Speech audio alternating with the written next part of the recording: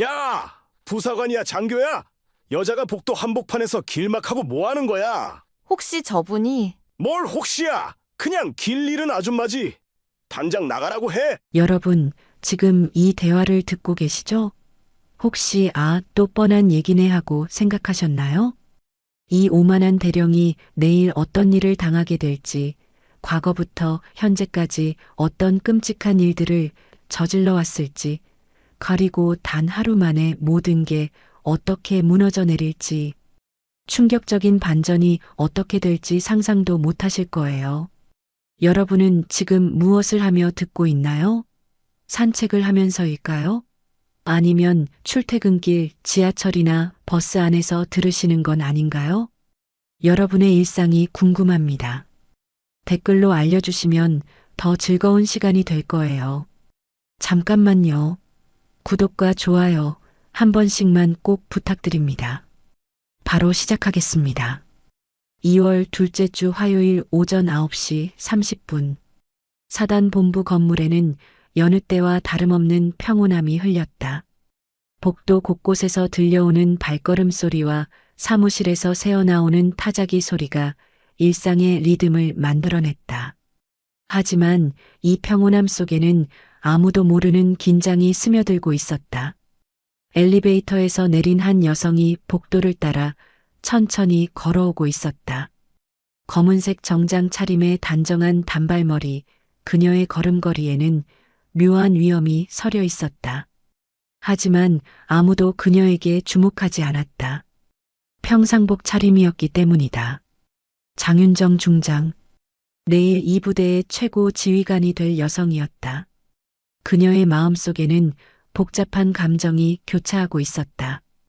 25년간의 군 생활 동안 수없이 많은 편견과 무시를 견뎌냈다. 특전사의 첫 여성 장교로 들어갔을 때의 차가운 시선들, 해외 파병에서 목숨을 걸고 동료들을 구했을 때조차 운이 좋았다고 폄하했던 사람들의 말. 이번 부대는 어떨까? 그녀는 복도 끝에 있는 장교 휴게실을 향해 걸어갔다. 취임식 전날 예하 부대의 실상을 직접 눈으로 확인하고 싶었던 것이다. 이것이 그녀만의 지휘 철학이었다. 화려한 보고서보다는 현장의 생생한 목소리를, 꾸며진 인사말보다는 자연스러운 일상의 모습을 보는 것이 진짜 부대를 아는 방법이라고 믿었다. 복도 중간쯤에서 그녀의 발걸음이 멈췄다. 앞에서 3명의 남성이 나란히 서서 뭔가 진지하게 이야기를 나누고 있었다. 그들은 복도 전체를 가로막고 서 있었다. 가운데 서 있는 남성은 다소 배가 나온 중년이었고 양옆에 2명은 상당히 젊어 보였다. 조민수 소령은 불안한 마음을 감출 수 없었다. 박재현 대령의 이런 발언들을 들을 때마다 가슴이 답답했다. 사단 내에서 일어나고 있는 여러 문제들을 알고 있었지만 직속 상관에게 맞서기는 어려웠다. 내가 너무 소심한 건가? 그는 자신을 자책했다. 하지만 가정이 있고 진급도 생각해야 하는 현실에서 용기를 내기란 쉽지 않았다. 김다영 중위 역시 복잡한 심정이었다. 여성으로서 군대에서 느끼는 어려움을 누구보다 잘 알았다. 새로 오는 군단장이 여성이라는 것이 한편으로는 기대되지만 다른 한편으로는 걱정도 되었다. 혹시 더 큰 편견에 부딪히는 건 아닐까? 장윤정은 잠시 멈춰서서 그들이 비켜줄 때까지 기다렸다. 하지만 그들은 대화에 완전히 몰입해 있었고 뒤에서 누군가 기다리고 있다는 것조차 눈치채지 못했다. 실례합니다. 장윤정의 목소리는 부드러우면서도 명확했다. 그녀는 예의를 갖춘 톤으로 양해를 구했다. 중간에 서 있던 남성이 고개를 돌렸다. 박재현 대령이었다. 그는 장윤정을 위아래로 훑어본 후 입꼬리에 비웃음을 띄었다. 길막하지 마. 아니, 그냥 꺼져. 그 말이 떨어지자 양옆의 2 장교가 피식 웃음을 터뜨렸다. 하지만 조민수의 웃음 속에는 어딘가 어색함이 섞여 있었고 김다영은 아예 웃지 못했다. 뭔가 잘못되었다는 직감이 들었기 때문이다. 장윤정의 표정에는 변화가 없었다. 그녀는 그저 고개를 살짝 끄덕이며 옆으로 비켜서서 그들을 지나쳤다. 하지만 그녀의 심장은 차갑게 가라앉기 시작했다. 분노가 아니었다. 그것은 오히려 깊은 실망감에 가까운 것이었다. 25년이 지났는데도 여전하구나. 박재현은 장윤정이 지나간 후에도 계속 웃으며 동료들과 대화를 이어갔다. 요즘 민간인들이 정말 버릇 없어졌어. 군 시설에 와서는 최소한의 예의라도 지켜야 하는 거 아니야? 그렇습니다. 조민수 소령이 대답했지만 그의 목소리에는 확신이 없었다. 방금 전 그 여성의 걸음걸이와 자세에서 범상치 않은 무언가를 느꼈기 때문이었다. 군인 특유의 자세와 움직임이 있었다. 김다영 중위는 아예 입을 다물고 있었다. 그녀의 직감은 더욱 강했다.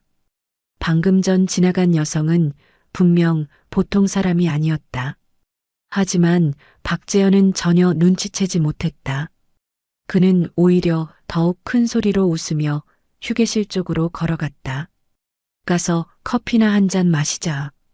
어차피 오늘은 별일 없을 테니까. 장교 휴게실은 생각보다 넓고 쾌적했다. 한쪽 벽면에는 최신형 커피 머신이 설치되어 있었고 중앙에는 둥근 테이블 여러 개가 배치되어 있었다. 몇 명의 장교들이 각자 커피를 마시며 담소를 나누고 있었다. 박재현 대령이 먼저 들어와 커피 머신 앞에 섰다. 그는 능숙한 손놀림으로 에스프레소 버튼을 눌렀다. 김다영 중위가 한쪽 테이블에 앉아 서류를 정리하고 있었고 조민수 소령은 창가에 서서 밖을 내다보고 있었다. 조민수의 마음은 여전히 불편했다. 복도에서 일어난 일이 계속 신경 쓰였다. 박재현 대령의 평소 행동들을 보면서 느꼈던 의문들이 하나씩 떠올랐다. 왜 항상 저렇게 오만할까? 그리고 부하들을 대하는 태도도. 그는 지난 몇 달간 목격했던 일들을 생각했다. 병사들에게 개인 심부름을 시키는 일, 업체 관계자들과의 수상한 만남들, 그리고 무엇보다 부하들을 함부로 대하는 태도들. 김다영 중위도 비슷한 생각을 하고 있었다. 여성으로서 군대에서 살아남기 위해 눈치를 보며 지내왔지만 최근 박재현 대령의 행동들은 도를 넘는 수준이었다. 이런 사람이 참모장이라니. 김중희, 내일 취임식 준비는 다 끝났지? 박재현이 커피를 받으며 물었다. 예, 모든 준비가 완료되었습니다.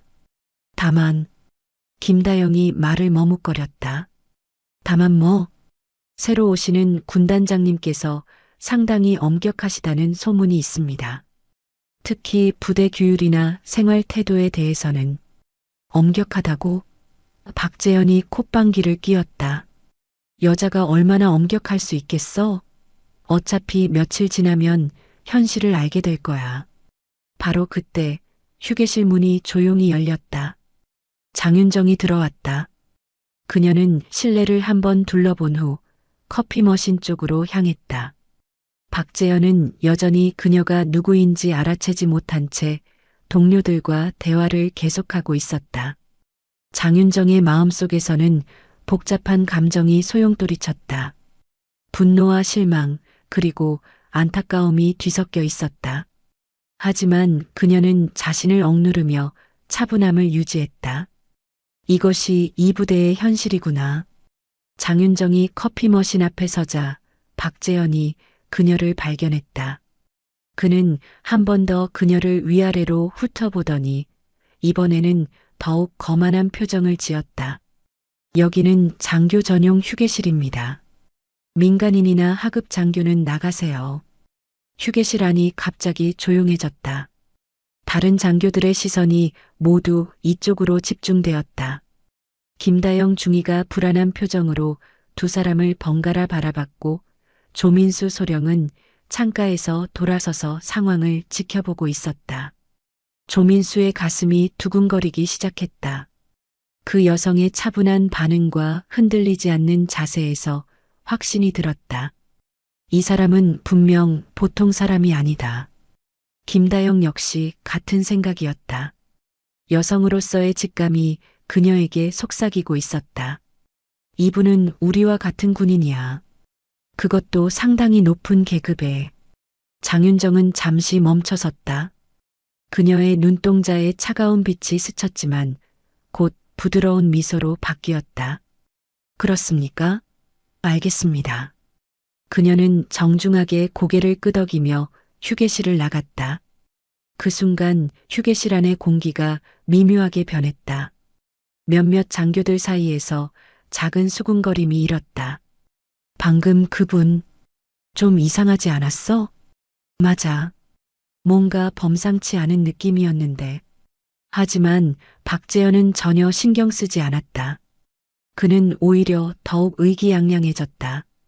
이래서 규율이 중요한 거야. 경계가 느슨해지면 이런 일이 생기는 거지. 조민수 소령이 조심스럽게 입을 열었다. 그의 목소리에는 긴장이 배어 있었다. 그런데 대령님, 방금 그분이 혹시 뭐? 박재현이 짜증스럽게 되물었다. 아니, 그냥 뭔가 다른 분 같았습니다. 걸음걸이나 자세가 다르긴 뭐가 달라. 그냥 길 잃은 민간인이야. 박재현은 커피를 한 모금 마시며 창밖을 바라봤다. 내일이면 새로운 군단장이 부임한다. 그것도 여자 군단장이. 그는 속으로 비웃었다. 하지만 그는 몰랐다. 방금 전 자신이 내쫓은 그 여성이 바로 내일 자신의 운명을 결정할 사람이라는 것을. 김다영 중위는 계속해서 불안한 마음을 떨칠 수 없었다. 여성으로서의 직감, 군인으로서의 경험, 모든 것이 그녀에게 경고하고 있었다. 내일 큰일이 날 것 같은데. 그날 밤 조민수 소령은 자신의 집 서재에서 잠들지 못하고 있었다.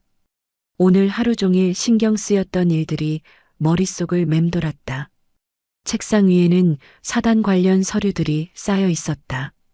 그 중에는 박재현 대령이 결제한 의심스러운 문서들도 여럿 있었다. 조민수는 그것들을 하나하나 다시 살펴봤다. 이 급식업체 계약서, 분명 문제가 있어.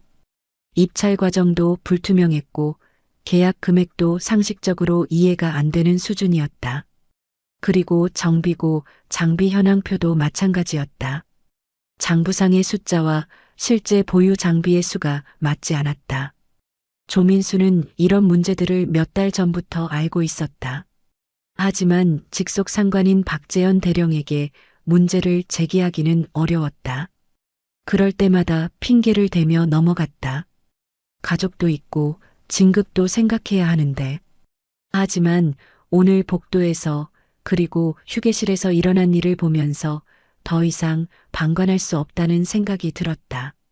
특히 그 여성이 보여준 품격과 박재현 대령이 보여준 오만함의 대비가 너무 극명했다. 그는 휴대전화를 들었다가 내려놓기를 몇 번 반복했다. 동기인 다른 부대 소령에게 조언을 구하고 싶었지만 이런 민감한 문제를 전화로 이야기하기는 위험했다. 내일 새로 오시는 군단장님이 정말 여성이라면 혹시 오늘 그분이? 그 생각이 들자 조민수의 등골이 서늘해졌다. 만약 정말 그렇다면 박재현 대령은 돌이킬 수 없는 실수를 한 것이다. 새벽 2시가 넘어서야 조민수는 한 가지 결심을 했다. 내일 상황을 보고 필요하면 용기를 내서 진실을 말하겠다고. 같은 시간 김다영 중위도 잠들지 못하고 있었다. 그녀는 침대에 누워 천장을 바라보며 오늘 하루를 되돌아봤다. 군대에 온 지 3년이 되었지만 여전히 적응하기 어려운 부분들이 많았다. 특히 일부 선배 간부들의 시선과 말들은 상처가 되었다. 여자는 군대에 맞지 않아. 결혼하면 어차피 그만둘 거 아냐. 힘든 일은 남자들이 다 해야지. 이런 말들을 들을 때마다 그녀는 더 열심히 해야 한다고 다짐했다. 하지만 때로는 지치기도 했다. 그런데 오늘 휴게실에서 만난 그 여성은 달랐다. 박재현 대령의 무례한 말에도 품격을 잃지 않았다. 화를 내거나 변명하지도 않았다. 그저 조용히 물러섰을 뿐이다. 저런 여성이 되고 싶다. 김다영은 그 여성의 모습을 떠올리며 생각했다. 권위에 굴복하지도 않고 그렇다고 무모하게 맞서지도 않는 자신만의 방식으로 상황을 헤쳐나가는 진정한 강함. 내일 새로 오는 군단장도 여성이라고 했다. 김다영은 기대와 걱정이 교차했다. 여성 군단장이라면 자신 같은 여성 간부들을 더 잘 이해해 줄 수도 있을 것이다. 하지만 한편으로는 더 큰 편견과 시선에 노출될 수도 있었다. 어떤 분일까? 김다영은 새로운 군단장에 대한 기대와 함께 잠자리에 들었다. 2월 둘째 주 수요일 오전 9시 군단 본부 대강당에는 수백 명의 군 간부들이 정렬해 앉아 있었다. 신임 군단장 취임식이 열리는 날이었다. 무대 위에는 태극기와 군단기가 나란히 걸려 있었고 연단 뒤로는 군단장 취임식이라는 현수막이 걸려 있었다. 박재현 대령은 앞줄에 앉아 있었다. 그는 어젯밤 과음한 탓에 얼굴이 약간 부어 있었지만 그래도 정장을 말끔히 차려입고 단정한 모습을 하고 있었다. 어젯밤 휴게실 사건은 이미 까맣게 잊고 있었다. 드디어 새 군단장을 만나는구나. 그는 속으로 생각했다. 아직도 여성 군단장에 대한 편견을 완전히 버리지 못한 상태였다. 조민수 소령은 박재현의 뒤편에 앉아 있었다. 그는 밤새 고민한 탓에 얼굴이 피곤해 보였다. 하지만 마음은 오히려 단단해져 있었다. 어떤 상황이 벌어지든 옳은 일을 하겠다는 결심이 섰기 때문이다. 김다영 중위는 더 뒤쪽에 앉아 긴장한 표정을 하고 있었다. 새로운 군단장에 대한 기대와 불안이 교차하고 있었다. 오전 9시 10분 사회자가 무대에 올라왔다. 숙연한 마음으로 국민 의례를 거행하겠습니다. 국기에 대하여 경례. 장엄한 애국가가 울려 퍼졌다. 모든 참석자들이 일어나 태극기를 향해 경례를 했다. 국민 의례를 마치겠습니다. 착석하시기 바랍니다. 잠시 후 사회자가 다시 마이크를 잡았다. 이제 신임 군단장님을 모시겠습니다. 신임 군단장 장윤정 중장님 입장. 대강당 뒤쪽 문이 열렸다. 그리고 그 순간 박재현 대령의 얼굴에서 모든 혈색이 사라졌다. 단상으로 걸어오는 인물이 바로 어제 자신이 복도에서 그리고 휴게실에서 모욕했던 그 여성이었기 때문이다. 장윤정 중장은 당당한 걸음으로 연단을 향해 걸어왔다. 깔끔한 군복에 반짝이는 중장 계급장, 그리고 위엄 있는 자세. 어제의 평상복 차림과는 완전히 다른 모습이었다. 박재현의 입이 바짝 말랐다. 그의 심장이 미친 듯이 뛰기 시작했다. 머릿속이 하얗게 변했다. 조민수 소령도 충격을 받았지만 그것은 박재현과는 다른 종류의 충격이었다. 자신의 직감이 옳았다는 안도감과 함께 앞으로 일어날 일에 대한 긴장감이 몰려왔다. 김다영 중위는 작은 신음을 내뱉었다. 어제 휴게실에서 자신이 느꼈던 직감이 정확했다는 것을 확인한 순간이었다. 동시에 박재현 대령이 얼마나 큰 실수를 했는지도 깨달았다. 이제 어떻게 되는 거지? 박재현의 머릿속에서는 어제 자신이 했던 말들이 하나하나 되살아났다. 길막하지 마. 아니, 그냥 꺼져. 여기는 장교 전용입니다. 민간인이나 하급 장교는 나가세요. 그리고 어젯밤 만찬에서의 오만한 말들까지. 이럴 수가. 장윤정 중장이 연단에 섰다. 그녀는 참석자들을 천천히 둘러보았다. 그녀의 시선이 박재현에게 머물렀을 때 그는 숨을 제대로 쉴 수 없었다. 하지만 장윤정의 표정에는 어떤 감정도 드러나지 않았다. 그녀는 그저 담담하게 참석자들을 바라볼 뿐이었다. 안녕하십니까? 신임 군단장 장윤정 중장입니다. 그녀의 목소리는 명확하고 힘이 있었다. 대강당 안이 숙연해졌다.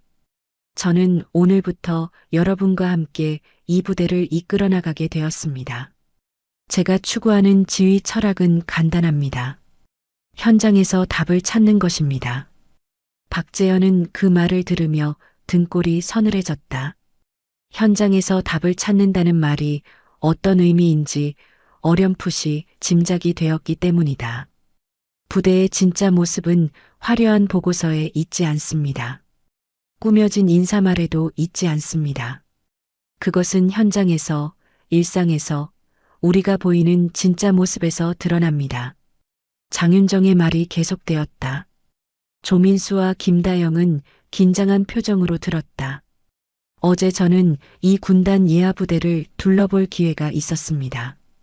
평상복을 입고 아무도 모르게 말입니다. 대강당 안에 웅성거림이 일었다. 박재현의 얼굴은 이제 완전히 하얗게 변해 있었다. 그리고 저는 많은 것을 보았습니다. 좋은 것도 있었고, 그렇지 않은 것도 있었습니다. 장윤정이 잠시 말을 멈췄다.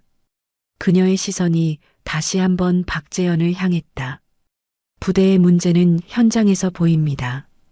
그리고 해결책도 현장에서 찾아야 합니다. 앞으로 저는 이 원칙을 철저히 지켜나갈 것입니다. 취임식이 끝난 직후 장윤정 중장은 즉시 긴급 지휘관 회의를 소집했다. 회의실에는 각 사단의 주요 간부들이 모였다. 박재현 대령도 떨리는 다리를 억지로 추스르며 회의실에 들어왔다. 앉으십시오. 장윤정의 목소리는 차갑고 단호했다. 평소보다 한 옥타브 낮은 톤이었다. 오늘부터 사단에 대한 전면적인 감찰을 실시합니다. 박재현의 심장이 쿵하고 떨어지는 느낌이었다. 다른 참석자들도 긴장한 기색이 역력했다. 감찰 대상은 생활관, 취사장, 정비고, 훈련장, 그리고 모든 행정 업무입니다. 특히 부대 내 인사관리와 예산 집행에 대해서는 특별히 면밀하게 살펴볼 것입니다. 장윤정이 회의실을 둘러보았다. 그녀의 눈빛은 날카로운 검과 같았다. 혹시 미리 말씀드릴 것이 있으신 분 계십니까? 정적이 흘렸다. 아무도 입을 열지 않았다. 박재현은 목구멍이 타들어가는 것 같았다. 그의 머릿속에서는 수많은 생각이 교차했다. 지난 몇 년간 자신이 저질렀던 온갖 비리들이 주마등처럼 스쳐 지나갔다. 그렇다면 내일 오전 8시부터 감찰을 시작하겠습니다. 감찰팀은 군단 본부에서 직접 파견됩니다. 장윤정이 일어섰다. 회의를 마치겠습니다. 간부들이 하나둘 회의실을 나가기 시작했다. 박재현도 휘청거리는 걸음으로 문을 향해 걸어갔다. 박재현 대령. 장윤정의 목소리가 그를 붙잡았다. 박재현의 발걸음이 멈췄다. 잠깐 남아 계시기 바랍니다. 다른 간부들이 모두 나간 후 회의실에는 장윤정과 박재현만 남았다. 무거운 침묵이 흘렸다. 다음 날 오전 8시 군단 본부에서 파견된 감찰팀이 사단에 도착했다. 팀장은 군단 감찰실장인 이상훈 준장이었다. 그는 장윤정 중장의 오랜 동료이자 청렴 결백하기로 유명한 인물이었다. 오늘부터 사흘간 이 부대에 대한 전면 감찰을 실시합니다. 이상훈 준장이 사단 간부들 앞에서 선언했다. 모든 장부와 서류를 준비해 주시기 바랍니다. 그리고 필요시 개별 면담을 진행할 수도 있습니다. 감찰은 체계적이고 철저하게 진행되었다. 감찰팀은 먼저 각종 장부와 서류를 검토했다. 예산 집행 내역, 인사 발령 기록, 훈련 계획서, 급식 관련 서류 등 모든 것이 점검 대상이었다. 조민수 소령은 감찰팀이 자료를 검토하는 모습을 지켜보며 복잡한 심정이었다. 자신이 알고 있던 문제들이 하나씩 드러날 것을 알았지만 여전히 두려웠다. 이제 정말 모든 게 끝나는구나. 첫날 오후 첫 번째 의혹이 제기되었다. 이 급식 납품업체 선정 과정이 이상합니다. 감찰팀 소속 회계 전문가가 서류를 들고 보고했다. 입찰 공고도 제대로 내지 않았고 업체 선정 과정도 불투명합니다. 게다가 납품 단가가 시세보다 20%나 높습니다. 이상훈 준장이 눈썹을 찌푸렸다. 담당자가 누구입니까? 박재현 대령이 직접 담당했다고 되어 있습니다. 구체적 가혹행위 사례 1 병사 이병철의 증언. 감찰 둘째 날 병사들을 대상으로 한 비공개 면담이 시작되었다. 그 중에서도 가장 충격적이었던 것은 이병철 상병의 증언이었다. 박재현 대령님께서 제게 개인 집 청소를 시키셨습니다. 이병철은 떨리는 목소리로 말했다. 주말마다 대령님 댁에 가서 청소하고 때로는 장보기도 했습니다. 거절하면 휴가를 주지 않겠다고 하셔서 감찰관이 구체적인 내용을 물었다. 얼마나 자주 그런 일이 있었나요? 거의 매주 토요일마다요. 그리고 대령님 딸 결혼식 때는 일주일 내내 준비를 도와야 했습니다. 다른 동료들도 강제로 동원되었어요. 이병철의 증언은 계속되었다. 한 번은 청소를 제대로 못했다고 해서 부대 복귀 후 이틀 동안 얼차려를 받았습니다. 내가 얼마나 무능한지 보여주겠다면서. 구체적 가혹행위 사례 2 김병수 병장의 고백. 같은 날 오후 김병수 병장도 비슷한 증언을 했다. 저는 대령님 부인의 동창회 모임 준비를 도와야 했습니다. 김병수의 얼굴에는 분노와 억울함이 뒤섞여 있었다. 음식 준비부터 시작해서 테이블 세팅, 설거지까지 마치 식당 직원처럼 일했습니다. 그런 일이 얼마나 자주 있었나요? 한 달에 2~3번은 있었어요. 그리고 거절하면 가혹한 훈련을 시키거나 불이익을 줬습니다. 김병수가 주먹을 꽉 쥐었다. 가장 화가 났던 것은 제 여자친구가 면회 왔을 때였습니다. 대령님이 갑자기 불러서 개인 심부름을 시켰어요. 여자친구는 혼자 기다리다가 그냥 돌아갔습니다. 박재현 대령의 비리가 하나씩 드러나자 부대 내에서는 미묘한 분위기가 흘렸다. 일부 간부들이 은폐를 시도하려는 움직임을 보였다. 은폐 시도 1 서류 조작 발각. 감찰 이틀째 밤 행정실에서 이상한 일이 벌어졌다. 박재현과 가까운 관계인 총무과장 김정호 소령이 몰래 사무실에 들어와 서류를 조작하려 했다. 뭘 하고 계신 겁니까? 야간 근무를 서던 하사가 김정호 소령을 발견했다. 그냥 급한 서류가 있어서. 김정호는 당황하며 둘러댔다. 하지만 그의 책상 위에는 이미 수정액과 새로운 인장이 준비되어 있었다. 어떤 서류인지 확인해 봐도 될까요?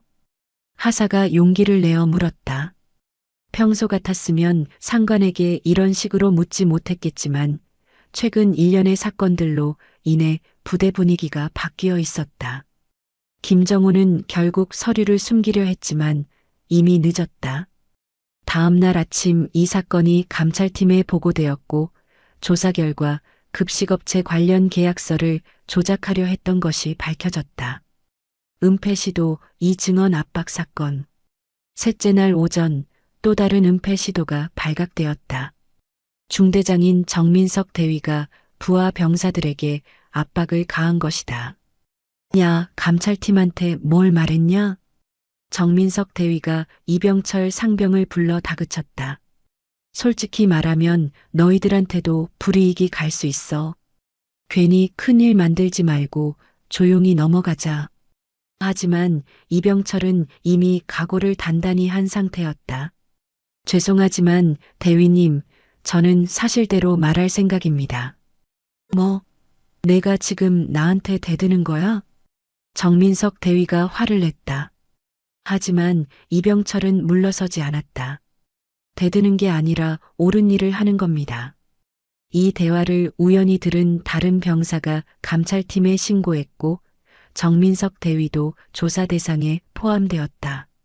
감찰이 진행되는 동안 장윤정 중장은 복잡한 내면의 갈등을 겪고 있었다. 사무실에서 감찰 보고서를 검토하면서 그녀의 마음에는 여러 감정이 교차했다. 분노였다. 부하들을 이렇게 함부로 대한다는 것이 용납할 수 없었다. 하지만 그보다 더 큰 것은 안타까움이었다. 25년 전 그 젊은 대위가 어떻게 이런 사람이 되었을까? 그녀는 과거를 떠올렸다. 산속에서 길을 잃고 절망에 빠져 있던 박재영과 그의 부하들. 그때 그는 정말 순수한 청년이었다. 부하들을 걱정하며 자신을 자책하는 모습이 진심으로 보였다.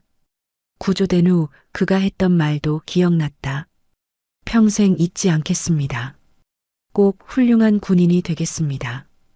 그 말을 할 때의 눈빛은 거짓이 없었다. 진심이었다. 그런데 어떻게? 장윤정은 창밖을 바라보며 깊은 한숨을 내쉬었다. 권력은 정말 무서운 것이었다. 사람을 이렇게까지 변화시킬 수 있다니. 하지만 동시에 그녀는 다짐했다. 자신은 절대 그런 사람이 되지 않겠다고. 아무리 높은 자리에 올라도 겸손함을 잃지 않겠다고. 그녀의 휴대전화가 울렸다. 감찰팀장인 이상훈 준장으로부터였다. 중장님, 추가로 발견된 것들이 있습니다. 어떤 것들입니까? 정비고 장비 횡령 건입니다. 예상보다 규모가 큽니다. 장윤정의 표정이 더욱 어두워졌다. 셋째 날 오후 정비고에서 충격적인 사실이 드러났다. 장부상으로는 신형 장비가 10대 있어야 하는데 실제로는 7대밖에 없습니다. 정비 전문가가 긴급 보고를 올렸다. 그뿐만 아니라 부품 재고도 실제보다 장부상에 더 많이 기록되어 있습니다. 이상훈 준장이 직접 정비고를 점검했다. 결과는 더욱 심각했다. 이것은 단순한 실수가 아닙니다. 체계적인 횡령입니다. 감찰팀은 즉시 관련 업체들을 조사하기 시작했다. 그 결과 박재현 대령이 업체와 결탁해서 허위 계약을 체결하고 그 차액을 개인적으로 취한 것으로 드러났다. 전체 규모가 얼마나 됩니까? 현재까지 확인된 것만 2억 원이 넘습니다. 조민수 소령은 이 모든 과정을 지켜보며 괴로워했다. 자신도 이런 의혹을 느꼈었지만 용기를 내지 못했던 것이 후회되었다. 내가 진작 신고했다면. 하지만 이제 와서 후회해도 소용없었다. 중요한 것은 앞으로였다. 감찰 과정에서 가장 큰 충격을 준 것은 병사들의 증언이었다. 그들이 겪었던 고통과 억울함이 하나씩 드러났다. 우리는 그냥 참고 살았어요. 한 병사가 눈물을 흘리며 말했다. 누구한테 말해도 소용없을 것 같았거든요. 오히려 더 괴롭힘을 당할까봐 무서웠어요. 가장 힘들었던 것은 뭐였나요? 감찰관이 조심스럽게 물었다. 존중받지 못한다는 느낌이었어요. 우리도 사람인데 마치 물건처럼 취급당했어요. 다른 병사도 비슷한 이야기를 했다. 대령님은 우리를 부를 때도 이름 대신 야, 너 이런 식으로 불렀어요. 그리고 조금만 마음에 안 들면 욕설을 퍼부었죠. 구체적으로 어떤 욕설이었나요? 말하기도 부끄러운 욕들이에요. 인격을 모독하는 말들. 감찰관들은 이런 증언들을 하나하나 기록했다. 단순한 업무상 실수가 아니라 체계적인 인권 침해였다. 김다영 중위는 이런 증언들을 들으며 자신을 돌아봤다. 혹시 자신도 모르게 부하들을 함부로 대한 적은 없었을까? 앞으로는 더욱 조심해야겠다. 셋째 날 저녁 장윤정 중장이 직접 사단을 방문했다. 감찰 결과를 직접 확인하기 위해서였다. 사단장실에서 이상훈 준장으로부터 보고를 받은 그녀의 표정은 점점 어두워졌다. 이 정도로 심각한 줄은 몰랐습니다. 예산 유용만 해도 3억 원 규모입니다. 그리고 부하들에 대한 가혹행위는 상상 이상입니다. 장윤정이 창밖을 바라보며 긴 한숨을 내쉬었다. 박재현 대령을 불러주십시오. 잠시 후 박재현이 사단장실에 들어왔다. 그의 모습은 사흘 전과는 완전히 달라져 있었다. 수척하게 야윈 얼굴, 초췌한 모습, 그리고 절망에 찬 눈빛. 앉으십시오. 장윤정이 조용히 말했다. 박재현은 힘없이 의자에 앉았다. 대령님, 감찰 결과를 보셨겠지만, 예. 박재현의 목소리는 거의 들리지 않을 정도로 작았다. 25년 전 일을 다시 얘기해 보겠습니다. 장윤정이 책상에 앉으며 말했다. 그때 대령님은 대위였습니다. 야간 훈련 중 길을 잃어 부대원 30명과 함께 산속에서 헤매고 있었죠. 박재현이 고개를 들었다. 그의 눈에 눈물이 고였다. 날씨는 추웠고 부대원들은 지쳐 있었습니다. 자칫하면 동사자가 나올 수도 있는 상황이었죠. 중장님, 저는 그때 소령이었습니다. 긴급 구조작전을 지휘해 여러분을 모두 구출했습니다. 기억나십니까? 박재현이 고개를 끄덕였다. 25년 전 그 밤이 생생하게 떠올랐다. 구조된 후 대령님이 저에게 뭐라고 했는지 기억하십니까? 박재현이 입술을 떨었다. 제가 말씀드렸습니다. 평생 잊지 않겠습니다. 꼭 훌륭한 군인이 되겠습니다라고. 그렇습니다. 장윤정의 목소리에 깊은 실망이 배어 있었다. 그런데 지금 대령님의 모습은 어떻습니까? 박재현이 고개를 떨어뜨렸다. 부하들을 괴롭히고 공금을 빼돌리고 권력을 남용했습니다. 이것이 그때 약속했던 훌륭한 군인의 모습입니까? 죄송합니다. 정말 죄송합니다. 박재현이 눈물을 흘리며 말했다. 저도 모르게 언제부턴가 제가 이렇게 되어 있었습니다. 그날 밤 조민수 소령은 중요한 결심을 했다. 더 이상 방관할 수 없다는 생각이 들었다. 다음 날 아침 그는 감찰팀을 찾아갔다. 제가 알고 있는 것들을 말씀드리고 싶습니다. 이상훈 준장이 그를 맞았다. 어떤 것들입니까? 박재현 대령의 비리에 대해 저는 몇 달 전부터 의혹을 갖고 있었습니다. 조민수가 떨리는 목소리로 말하기 시작했다. 급식업체와의 수상한 거래, 장비 재고 조작, 그리고 병사들에 대한 가혹행위. 모든 것을 알고 있었습니다. 그런데 왜 지금까지 신고하지 않으셨습니까? 조민수가 고개를 숙였다. 두려웠습니다. 직속 상관이었고 제 미래도 생각해야 했고 지금은 어떻습니까? 후회하고 있습니다. 제가 진작 용기를 냈다면 더 많은 피해를 막을 수 있었을 텐데 조민수의 증언은 매우 구체적이고 정확했다. 그가 제공한 정보 덕분에 감찰팀은 더 많은 증거를 확보할 수 있었다. 앞으로는 어떻게 하시겠습니까? 다시는 이런 일이 반복되지 않도록 하겠습니다. 그리고 후배들에게도 용기의 중요성을 가르치겠습니다. 조민수의 용기 있는 증언은 다른 간부들에게도 영향을 미쳤다. 몇몇 간부들이 추가로 증언을 하기 시작했다. 아니요, 중위님은 항상 공정하게 대해주셨어요. 한 병사가 대답했다. 하지만 솔직히 말씀드리면 처음에는 여성 간부라서 우습게 봤던 적도 있었어요. 김다영이 놀랐다. 정말요? 네, 하지만 중위님을 보면서 생각이 바뀌었어요. 성별이 중요한 게 아니라 어떻게 사람을 대하느냐가 중요한 거더라고요. 다른 병사도 말했다. 중위님은 저희 말을 잘 들어주세요. 그리고 무엇보다 저희를 사람으로 대해주십니다. 김다영은 이 말을 들으며 뭉클함을 느꼈다.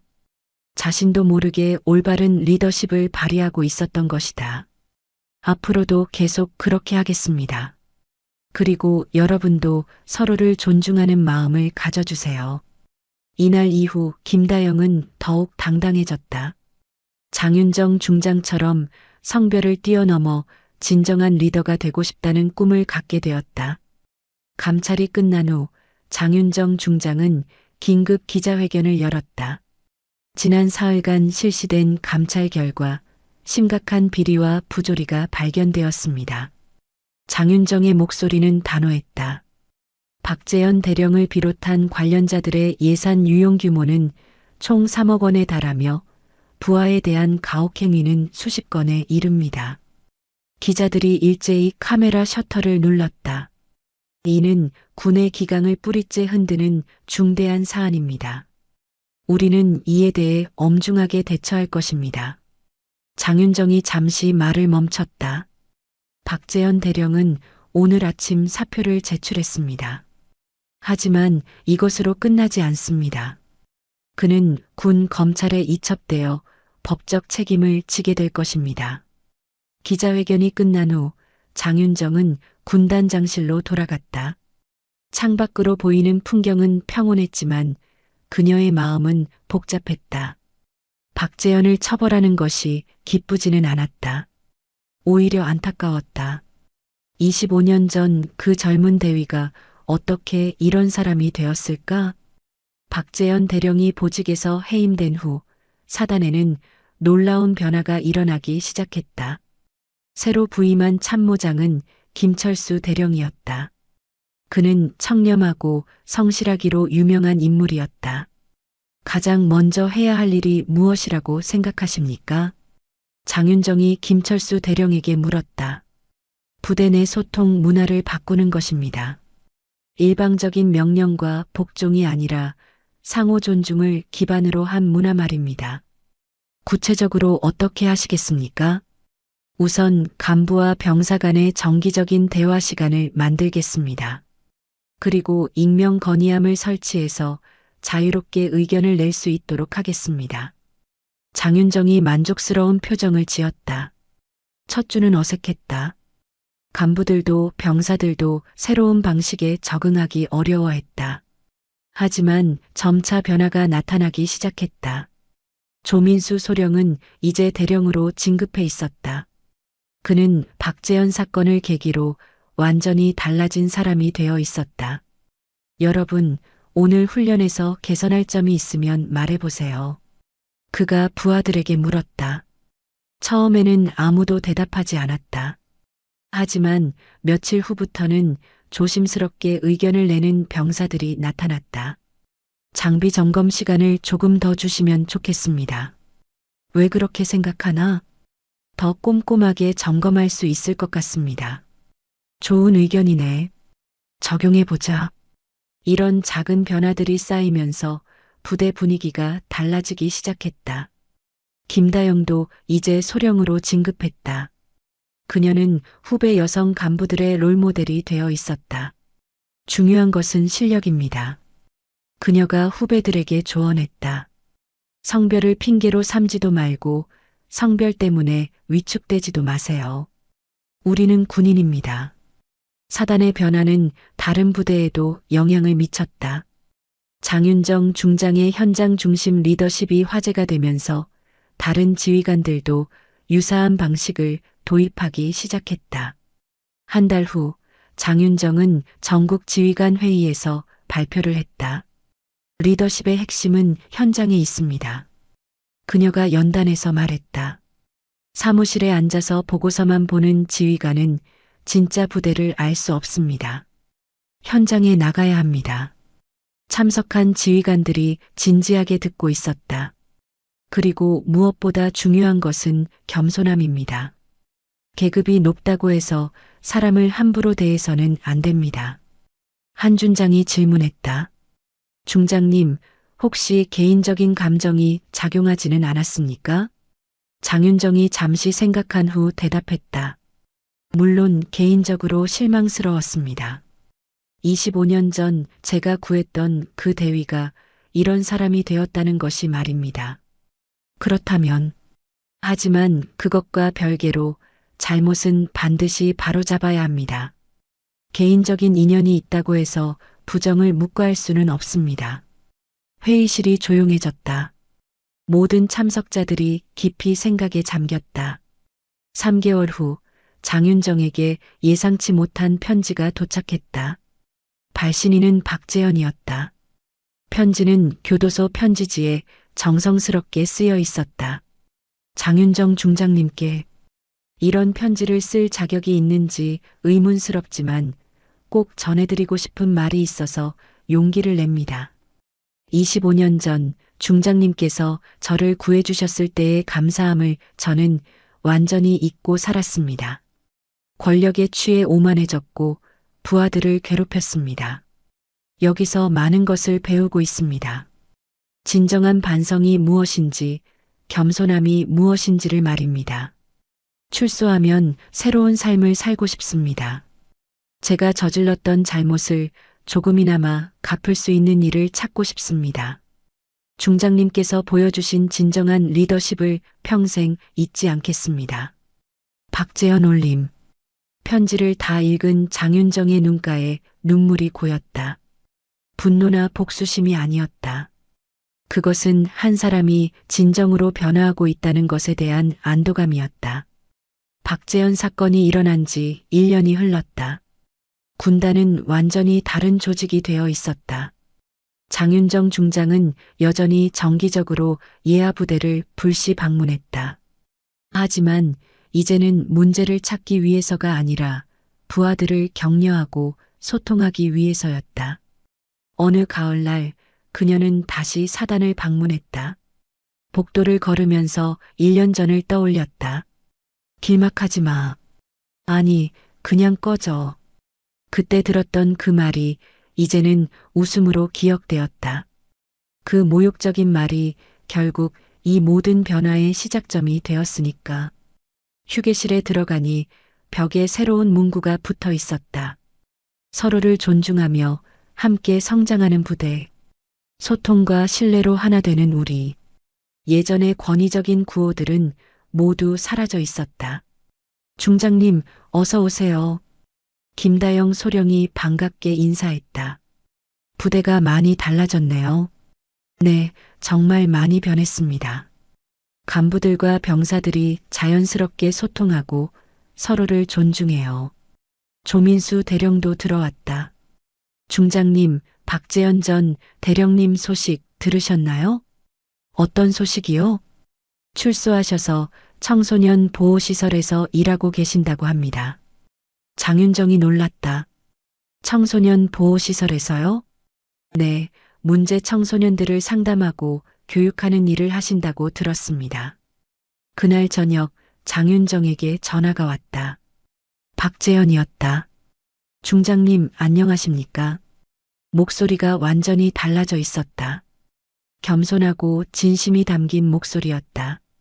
박 선생님 출소하셨다고 들었습니다. 네, 그리고 새로운 일을 시작했습니다. 청소년 보호시설에서 일하신다고요? 네, 이곳 아이들을 보면서 많은 것을 배우고 있습니다. 박재현이 계속 말했다. 이 아이들 중에는 저처럼 권위에 반항하거나 반대로 권위에 굴복해서 자신을 잃어버린 아이들이 많습니다. 그런 아이들에게 어떤 도움을 주고 계신가요? 제 경험을 들려줍니다.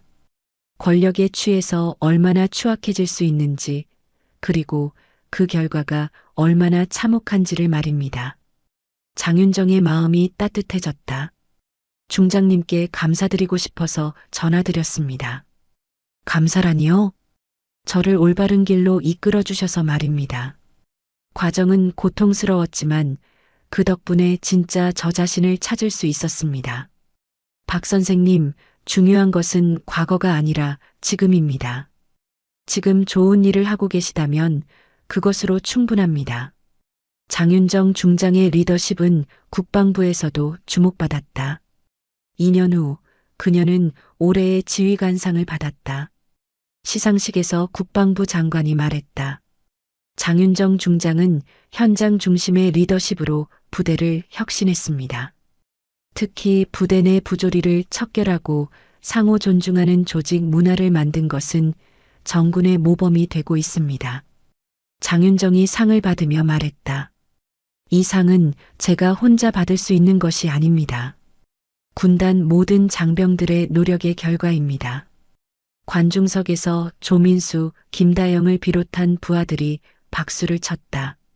그리고 저는 한 가지 약속을 드리고 싶습니다. 앞으로도 현장을 잊지 않겠습니다. 부하들과 함께 호흡하고 그들의 목소리에 귀 기울이겠습니다. 상을 받은 후 장윤정은 여성 간부들을 위한 특별 강연을 했다. 여러분, 저는 25년 전 특전사에 첫 여성 장교로 들어갔습니다. 그때부터 지금까지 수많은 편견과 마주쳤습니다. 강당이 조용해졌다. 하지만 저는 포기하지 않았습니다. 그리고 여러분께 말씀드리고 싶습니다. 성별을 핑계로 삼지 마세요. 어떻게 극복하셨나요? 한중이가 질문했다. 행동으로 보여줬습니다. 남성 동료들보다 2배 더 노력했습니다. 그리고 무엇보다 제 자신을 믿었습니다. 특별한 비결이 있으신가요? 진정성입니다. 부하들을 진심으로 대하세요. 성별이나 계급이 아니라 사람으로서 대하세요. 강연이 끝난 후 많은 여성 간부들이 새로운 희망을 갖게 되었다. 3년 후 장윤정에게 새로운 제안이 들어왔다. 중장님, 국방부에서 국제협력 담당 차관보 자리를 제안했습니다. 국제협력 담당이요? 네, 한국의 군 문화혁신 경험을 다른 나라와 공유하는 업무입니다. 장윤정은 고민했다. 현장을 떠나야 한다는 것이 걱정되었다. 하지만 더 많은 사람들에게 도움이 될 수 있다는 생각에 결국 수락했다. 새로운 직책을 맡기 전 그녀는 마지막으로 사단을 방문했다. 중장님이 없으면 저희가 어떻게 해요? 김다영 소령이 아쉬워했다. 여러분이 충분히 잘할 수 있습니다. 이미 문화가 정착되었으니까요. 하지만 제가 없어도 이 부대는 계속 발전할 거예요. 왜냐하면 여러분 마음속에 진정한 리더십이 자리 잡았으니까요. 새로운 직책을 맡기 전날 밤 장윤정에게 박재현으로부터 전화가 왔다. 중장님, 새로운 보직을 맡으신다고 들었습니다. 네, 국제협력 업무를 하게 되었어요. 정말 축하드립니다. 중장님이라면 세계적으로도 큰 변화를 만들어내실 것 같습니다. 박 선생님은 어떻게 지내세요? 아이들과 함께 보람찬 시간을 보내고 있습니다. 제 경험이 그들에게 도움이 되고 있어요. 좋은 일이네요. 중장님, 마지막으로 한 말씀 드리고 싶습니다. 박재현의 목소리가 진지해졌다. 3년 전 그날 중장님께서 저를 즉시 처벌하지 않으신 이유를 이제야 완전히 이해하게 되었습니다. 어떤 이유죠? 저에게 스스로 깨달을 기회를 주신 거죠. 만약 그날 바로 정체를 밝히셨다면 저는 겉으로만 사과했을 거예요. 장윤정이 조용히 들었다. 하지만 제가 스스로 잘못을 깨달으니까 진정한 변화가 가능했습니다. 이것이 진짜 리더십이구나 싶었어요. 박 선생님도 이제 진정한 리더가 되셨습니다. 중장님 덕분입니다. 평생 감사하겠습니다. 5년이 흘렀다. 장윤정은 현재 국방부 차관으로 승진해 있었다. 그녀가 주도한 국제협력은 큰 성과를 거두었다. 아시아 여러 국가들이 한국의 군 문화혁신 모델을 도입했다. 어느 가을날 오후 장윤정은 추억을 따라 사단을 방문했다. 부대는 또 한 번 크게 변해 있었다. 하지만 가장 큰 변화는 사람들의 모습이었다. 간부들과 병사들이 자연스럽게 대화하고 서로를 존중하는 모습이 완전히 자연스러워져 있었다. 휴게실에 들어가니 벽에 새로운 액자가 걸려 있었다. 진정한 리더십은 권력이 아니라 사랑에서 나온다. 사람을 변화시키는 것은 처벌이 아니라 기회다. 김다영 중령이고 현재는 사단 부사단장이 들어왔다. 차관님, 오랜만이네요. 부대는 어떤가요? 정말 많이 달라졌어요. 요즘은 다른 부대에서 견학을 오는 일이 많습니다. 박재현 선생님 소식도 들으셨나요? 네, 청소년 교육기관이 성공적으로 운영되고 있어요. 몇 개월 전에는 국가에서 포상도 받으셨대요. 장윤정이 미소를 지었다. 그분이 가끔 부대에 오셔서 후배들에게 강연을 해주세요. 매번 감사 인사를 하시더라고요. 두 사람은 벚꽃길을 걸었다. 꽃잎들이 바람에 흩날리고 있었다. 차관님, 지금까지 가장 보람 있었던 순간이 언제였나요? 장윤정이 잠시 생각했다. 박재현 선생님이 진심으로 변화했다는 것을 확인했을 때였어요. 그때 깨달았거든요. 사람은 정말로 변할 수 있다는 것을. 자, 여러분 한 번의 무례한 말이 결국 두 사람 모두에게, 그리고 수많은 사람들에게 놀라운 변화를 가져다 주었습니다. 장윤정 중장은 진정한 리더십이 무엇인지 보여주었고, 박재현 전 대령은 사람이 얼마나 변할 수 있는지 증명했습니다. 이 이야기에서 가장 인상 깊었던 것은 무엇인가요? 복수가 아닌 용서를 선택한 장윤정의 포용력인가요? 아니면 권력의 나락에서 다시 일어선 박재현의 변화인가요? 여러분 주변에도 권위적이고 오만한 사람이 있나요? 그런 사람을 만났을 때 어떻게 대처하시겠어요? 장윤정 중장처럼 참고 기다릴 건가요? 아니면 즉시 맞설 건가요? 그리고 가장 중요한 질문입니다. 여러분 자신은 어떤 리더가 되고 싶으신가요? 권력으로 사람을 누르는 리더인가요? 아니면 사람을 키우고 변화시키는 리더인가요? 이 이야기가 여러분의 일상에서도 작은 변화를 만들어낼 수 있기를 바랍니다. 직장에서, 가정에서, 어디서든 서로를 존중하고 배려하는 문화를 만들어 가시길. 다음에도 더 좋은 이야기로 찾아뵙겠습니다. 오늘도 끝까지 들어주셔서 감사합니다.